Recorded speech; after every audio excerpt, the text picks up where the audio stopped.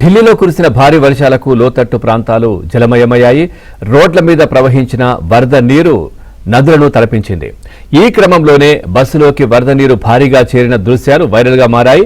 ప్రయాణికులు బస్సులోకి చేరిన వరద నీటిలోనే ప్రయాణించాల్సిన పరిస్థితులు ఏర్పడ్డాయి.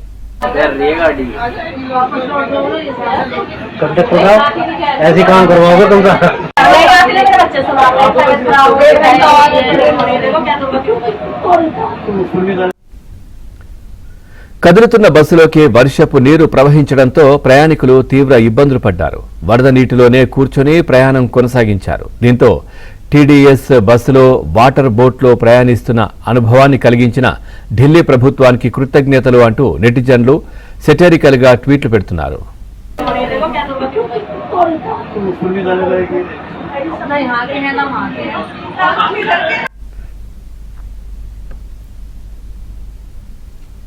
అస్సాంలో వరదల ప్రభావం ఇంకా కొనసాగుతోంది. నిన్న మరో 7 ప్రాణాలు కోల్పోవడంతో వరదల కారణంగా మరణించిన వారి సంఖ్య 75కు చేరింది.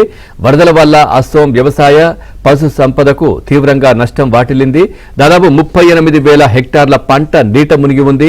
26,679 పశువులు కూడా కొట్టుకుపోయినట్లు సమాచారం.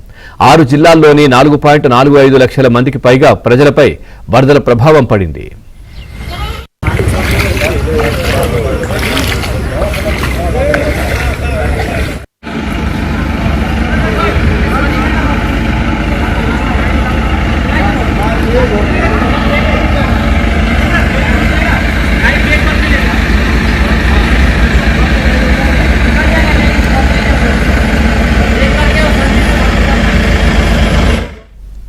ఊళ్లకు ఊళ్లే జలదిగ్బంధంలో చిక్కుకున్నాయి. ఇళ్లు, రోడ్లు, రహదారులు, ఇతర మౌలిక సదుపాయాలు దెబ్బతిన్నాయి. వరదకు బురద తోవడంతో పరిస్థితులు అత్యంత దారుణంగా తయారయ్యాయి. అడుగు తీసి అడుగు వేయడానికి కూడా వీలులేని పరిస్థితులు ఏర్పడ్డాయి. వాహనాలు బురదలో కూరుకుపోయి పూర్తిగా ధ్వంసమయ్యాయి.